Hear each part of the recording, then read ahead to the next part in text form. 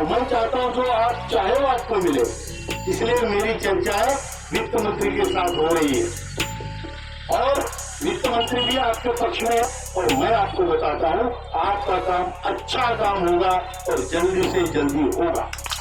मेरा जो अपना मानना है कि ये काम आने वाले 2 महीने के अंदर जरूर होगा। नमस्कार साथियों, स्वागत है आपका EPS 95 मिनिमम पेंशन बढ़ोतरी के एक और वीडियो में। साथियों, जैसा कि हम सभी को पता है, हाल ही में श्रम मंत्री मनसुख मांडविया जी की मुलाकात EPS 95 NSE के राष्ट्रीय नेताओं से होती है, जिसमें कमांडर अशोक रावत जी, महासचिव वीरेंद्र सिंह राजावत जी के साथ में मुलाकात में मनसुख मांडविया जी ने ये आश्वासन दिया था कि 3 महीनों के अंदर अंदर आपका काम हो जाएगा और पेंशनरों को जल्द खुशखबरी देखने को मिलेगी।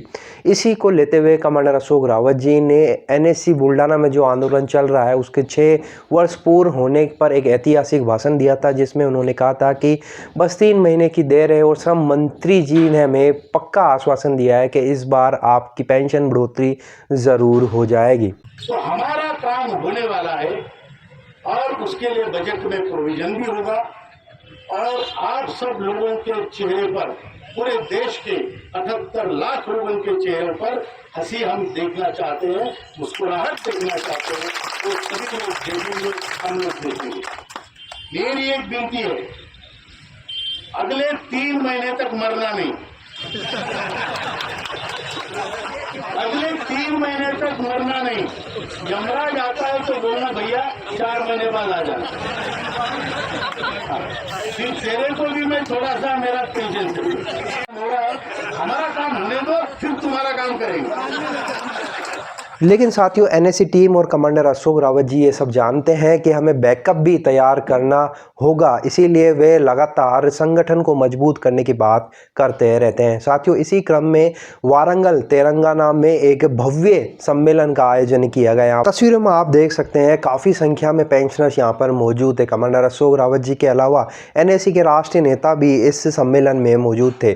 प्रांतीय नेताओं के द्वारा कमांडर अशोक रावत जी का स्वागत किया गया। कमांडर अशोक रावत जी के द्वारा किए गए प्रयासों को सभी प्रांतीय नेताओं ने सम्मानित किया। कमांडर अशोक रावत जी ने सभी को संबोधित करते हुए कहा कि अब जीत बहुत ही नज़दीक है, हमें फिर भी संगठित होकर काम करते रहना होगा, क्योंकि सरकार ने ज़रूर आश्वासन दिया है, लेकिन हमें सरकार के आश्वासन पर भरोसा रखना है, लेकिन हमें अपना बैकअप भी तैयार रखना है, क्योंकि कुछ भी हो सकता है। क्योंकि पहले भी सरकार ने हमें इससे वादे किए हैं, लेकिन इस बार श्रम मंत्री जी द्वारा खुद आगे होकर हमें बुलाना, मीटिंग करना और हमें तरीके से बताना कि किस स्तर पर बातचीत चल रही है, कहां पर फैसला अटका हुआ है, कैसे फंड का मैनेजमेंट हो रहा है, ये सब कुछ श्रम मंत्री जी खुद हमें आगे होके बता रहे हैं। तो ये इतिहास में पहली बार हो रहा है, इसलिए हमें काफ़ी आशा है कि इस बार पेंशन बढ़ोतरी ज़रूर हो जाएगी।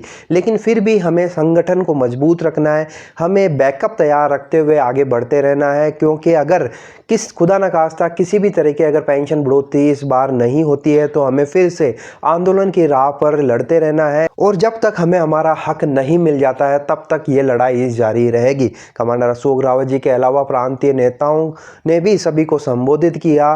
साउथ इंडिया के रमाकांत नरगुडे जी ने भी सभी को संबोधित करते हुए बताया कि हमें संगठन को मजबूत करने पर हमेशा जोर देते रहना चाहिए। संगठन मजबूत रहेगा तो हमें कोई नहीं हरा सकता। तस्वीरों में आप देख सकते हैं काफ़ी संख्या में पेंशनर्स मौजूद थे। सभी पेंशनरों ने एक स्वरूप में कमांडर अशोक रावत जी का धन्यवाद किया और उनके द्वारा किए जा रहे प्रयासों को सभी ने सराहा और सभी ने एक स्वर में कहा कि हम आपके साथ हैं, जहां भी आप बुलाएंगे हम आपके साथ रहेंगे, चाहे आंदोलन हो, धरना प्रदर्शन हो, चाहे सरकार के खिलाफ लड़ाई लड़नी हो, हम हमेशा कमांडर अशोक रावत जी के साथ में बने रहेंगे। तो साथियों, यहाँ पर आप देख सकते हैं वारंगल का ये दौरा काफ़ी भव्य था। हजारों की संख्या में यहाँ पर पेंशनर्स मौजूद थे।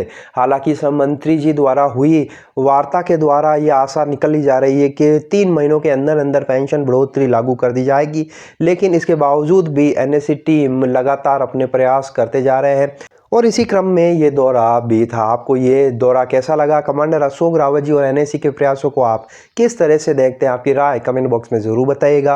वीडियो अगर आपको अच्छा लगा तो लाइक शेयर कर दीजिए। इसी तरह की इन्फॉर्मेशन प्राप्त करने के लिए आप चैनल को सब्सक्राइब ज़रूर कर लीजिए।